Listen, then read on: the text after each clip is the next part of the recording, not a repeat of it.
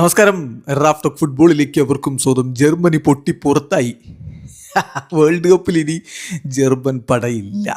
Latin American ടീമായ പരാഗ്വയുടെ അവർ penalty ഷൂട്ടൗട്ടിലാണ് പൊട്ടിയിരിക്കുന്നത്.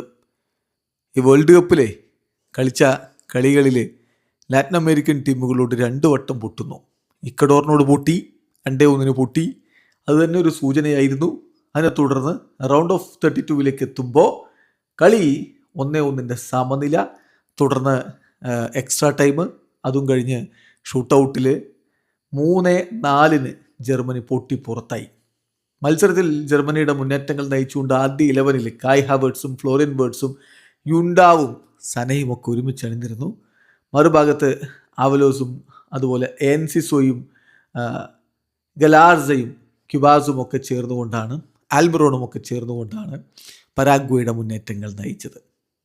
ശരിയാണ്, കളിയിൽ ജർമ്മനിക്ക് ആധിപത്യം ഉണ്ടായിരുന്നു, നിരവധി അവസരങ്ങൾ ഉണ്ടായിരുന്നു. പക്ഷേ പരാഗ്വയുടെ ഗോൾ കീപ്പറും അവരുടെ ഡിഫൻസും ഒക്കെ ചേർന്നുകൊണ്ട് ഒരു വിധത്തിൽ ജർമ്മനിയെ തടഞ്ഞു നിർത്തി. കളിയുടെ 42-ാമത്തെ മിനിറ്റിൽ എൻസിസോയിലൂടെ പരാഗ്വയാണ് ലീഡെടുത്തത്. തുടർന്ന് രണ്ടാം പകുതിയിൽ 54-ാമത്തെ മിനിറ്റിൽ കായ് ഹാവേർട്സ് ജർമ്മനിക്കായിട്ട് ഗോൾ മടക്കി. 90 മിനിറ്റ് പിന്നിടുമ്പോൾ മത്സരം 1-1 സമനില. എക്സ്ട്രാ ടൈമും കഴിയുമ്പോൾ സ്കോർ ബോർഡിൽ മാറ്റമില്ലാത്തത് കൊണ്ട് ഷൂട്ടൗട്ടിലേക്ക് പോയി. ഷൂട്ടൗട്ടിൽ ജർമ്മനിക്ക് തുടക്കത്തിൽ തന്നെ പിഴക്കുന്ന കാഴ്ച, ആദ്യ ഷോട്ട് ഹാവേർട്സ് തന്നെ മിസ് ചെയ്യുന്ന കാഴ്ച. പിന്നീട് കളി മുന്നോട്ട് പോകവേ പരാഗ്വയുടെ ഭാഗത്ത് സനാബ്രിയും അതുപോലെ ജർമ്മനിയുടെ ഭാഗത്ത് വോൾട്ട്മേഡും മിസ് ചെയ്യുന്നു. പിന്നെ ബാൽബുവേനയുടെ മിസ് ജർമ്മനിക്ക് ഒപ്പം എത്താനുള്ള അവസരം കൊടുത്തെങ്കിലും ഒടുവിൽ ജോയാന്തൻ ടാ കൂടി മിസ് ചെയ്തതോടെ കളി ഷൂട്ടൗട്ടിൽ 3-4 പരാഗ്വ വിജയിച്ചു.